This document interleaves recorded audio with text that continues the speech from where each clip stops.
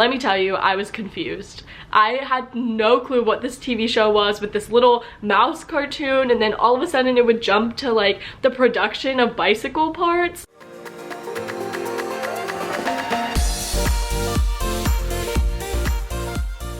Hey everyone, welcome back to my channel. My name is Montana and I was an exchange student in Germany this past year. Today's video topic is 6 German things that I think America needs. And these German things range from food to cultural items and TV shows, so they are all over the place and just kind of cute German things that I wish we had here in America.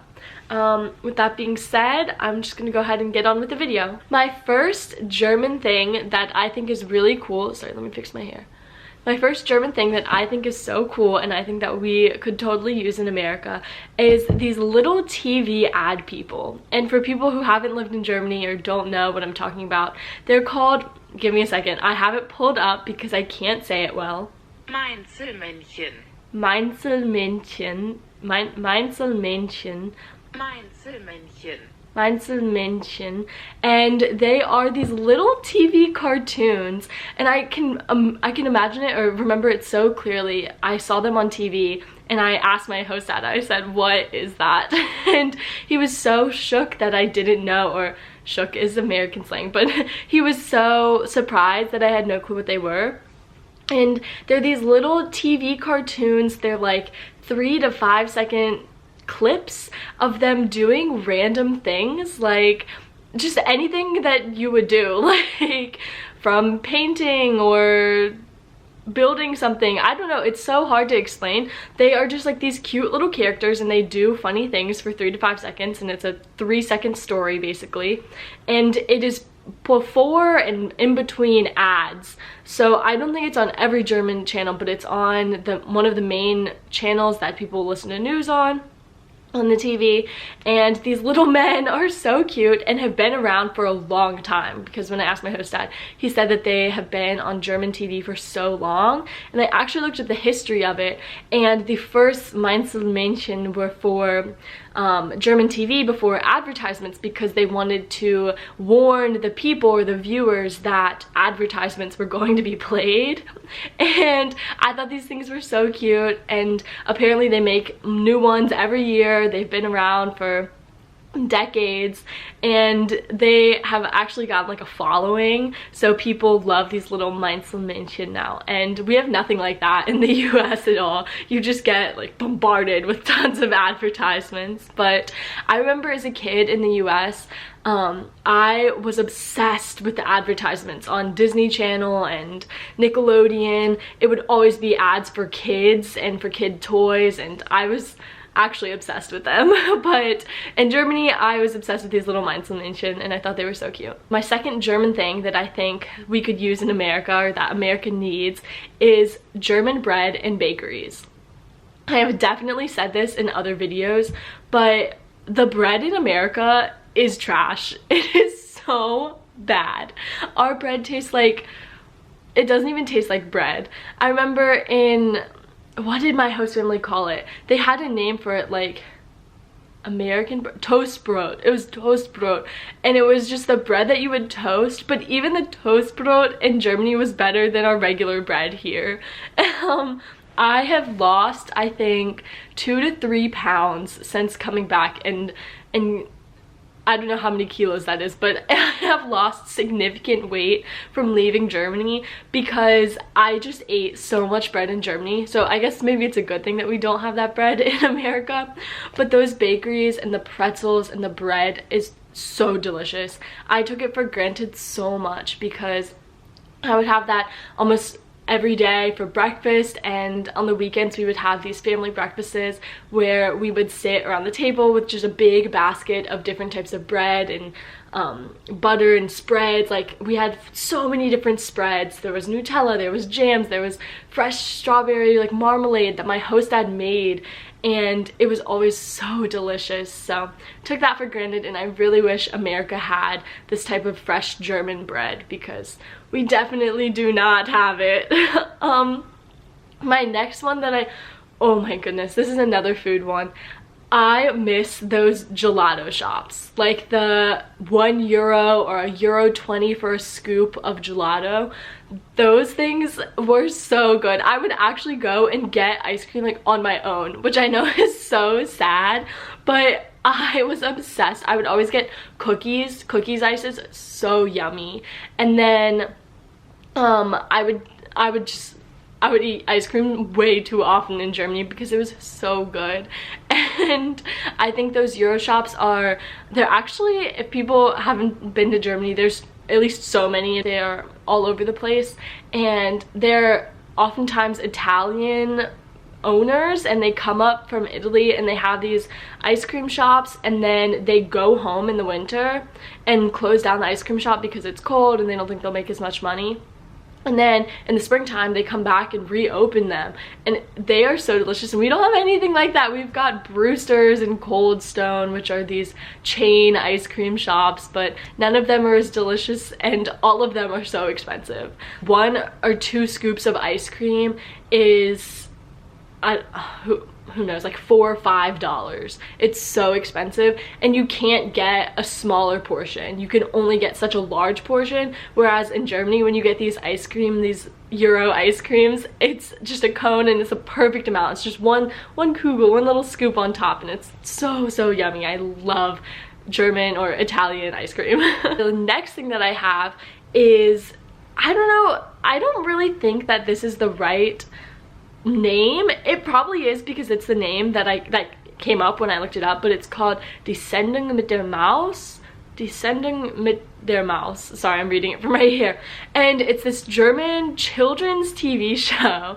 And the first time I ever watched it was at our language camp. They put it on this big screen on a projector and had all of us come watch it, and let me tell you, I was confused. I had no clue what this TV show was with this little mouse cartoon, and then all of a sudden it would jump to like the production of bicycle parts, and I was so lost because I knew zero German. So it was this like factory worker showing us how to make bicycles, and it was a very confusing time, but I eventually learned that this TV show it's been around for a long time. It's a traditional German TV show for children, and it has these little mouse cartoons, and then they show you how to do things in the world and how the bikes are made, or trucks, or how professions work. And it's a very informative TV show, and after learning German, I think I could understand it a little more. I would watch some of the clips on YouTube to try to buff up my knowledge on German machinery and work, because that is nothing that I know about. But anyway, I think it's really cool because it teaches kids actual useful information. And if I could compare it to something that we already have in the US, I would say we have like Bob the Builder, but I think that was in Germany too, because I remember my host sister singing the Bob the Builder theme song. I don't know why. So I think Bob the Builder is actually in Germany. But what else do we have? We've got this like show called Rough, and it kind of does the same thing, but this Sendung mit der Maus, it's a different show, and I think it's making the German kids very smart. American children could really learn from a TV show like that. And also it's cute, like the little mouse character, and I think there is like a fox or an elephant or some other character, I don't know.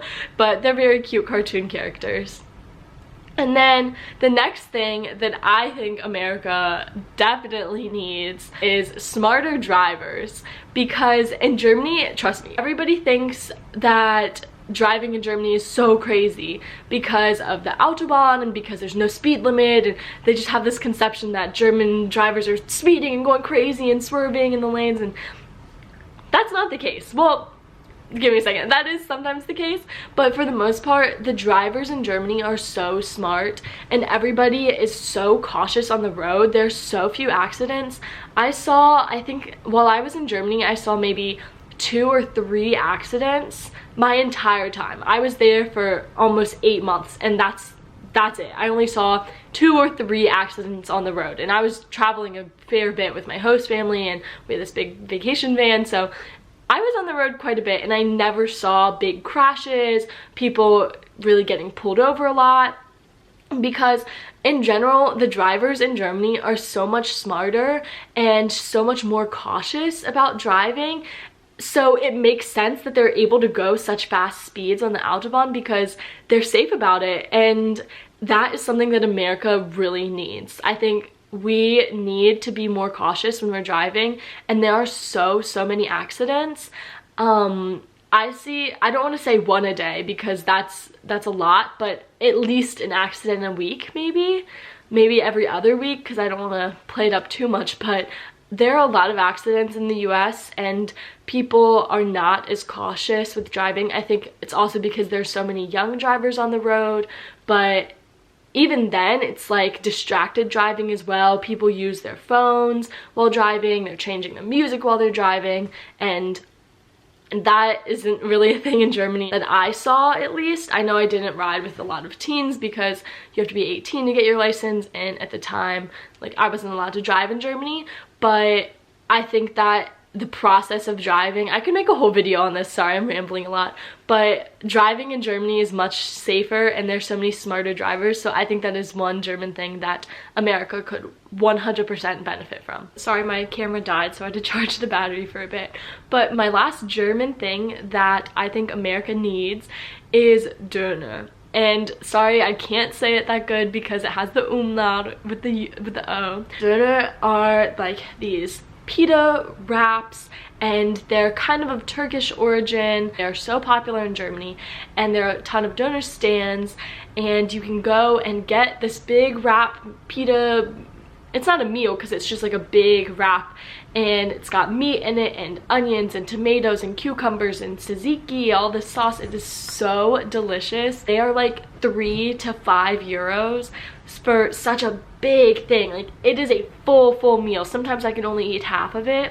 I know some people will try to dispute me or say that we do have it in America, but I think that maybe they're only in bigger cities. Like, I live in a pretty big city in Richmond, and I've never found something exactly like it before. We have a lot of Greek shops, so they sell gyros, which are the most similar thing that I've had in the US, but I just recently had a gyro and it is not the same. The bread on a gyro I think is too thick, and it's not like it's not the warm Döner pocket.